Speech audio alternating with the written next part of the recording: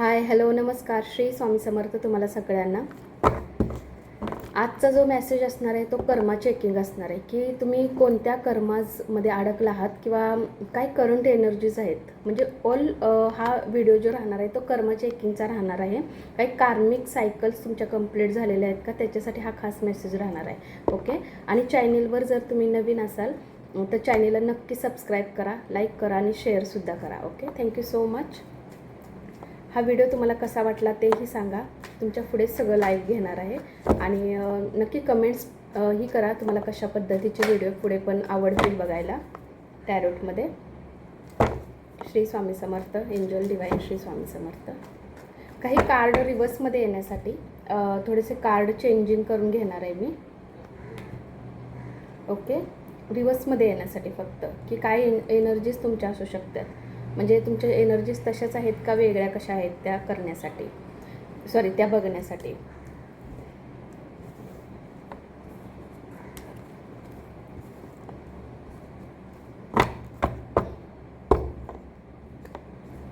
Okay, card आपले तयार आहेत. आपण चेक करूया की जनरल रीडिंग आहे ऑब्वियसली आणि जितके रेझोनेट होईल तितकेच मेसेज तुमच्यापर्यंत घेण्याचा प्रयत्न करा. चेक करूया. Angel divine Shri Swami Samarth. आत्ता जेही व्ह्यूवर्स बघत आहेत त्यांचे आत्ता कर्माज काय आहेत, आत्ता कोणत्या कर्माजमध्ये आत्ता सध्या आहेत ते, त्याच्यासाठी प्लीज मेसेज द्या.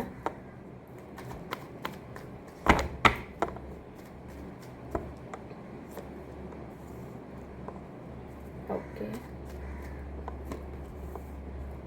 रिव्हर्समध्ये भरपूर कार्ड आले त्यासाठी मी रिव्हर्सचं घेतलं. ओ, एस ऑफ कप व्यवस्थित आले कार्ड ते. 3 ऑफ वॉन्ड्स. पहिले कार्ड घेऊया आणि ओके,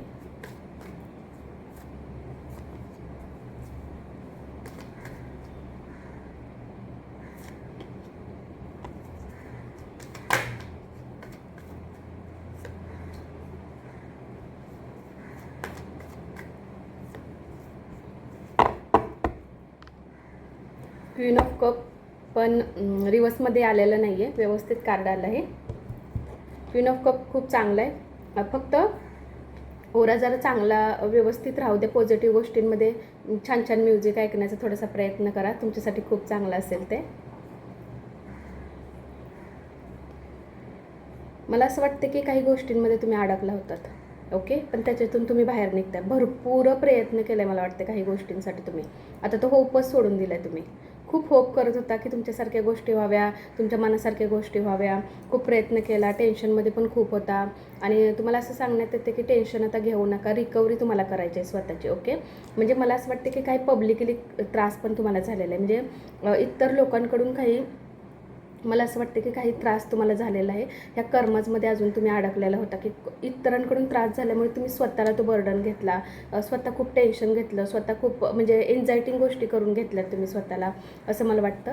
आणि येस, ऑब्वियसली काही लोकांनी, मला असं वाटतं की काही लोकांनी तुम्हाला फसवलं पण असेल. ओके, काही लोकांनी फसवलं वगैरे असेल तुम्हाला आणि पण तुम्ही त्याच्यातून बाहेर निघताय. एस ऑफ कप पण तुमच्यासाठी आलेला आहे. डिवाइन तुम्हाला स्वतः हेल्प करायला येणार आहे. हे मला वाटते कालची मी प्रिडिक्शन घेतली ना, आय थिंक शॉर्ट व्हिडिओ, त्याच्यामध्ये पण एस ऑफ कप आलं होतं. हे न्यू दाखवतं. ओके, तुमच्या लाईफची न्यू स्टार्ट, न्यू लव असू दे, न्यू रिलेशन असू दे, न्यू जॉब असू दे, न्यू बिझनेस असू दे, न्यू कोणतंही गोष्ट असू दे त्याच्यामध्ये. हे बघा, जर हा जो मेसेज आहे ना, ओव्हरऑल असा धरा की तुमच्या लाईफमध्ये कोणी पर्सन होता, म्हणजे 2 in 1 रिलेशनसाठी पण आणि अगदी तुमच्या कोणत्याही बिझनेस वाईज किंवा करिअरविषयी.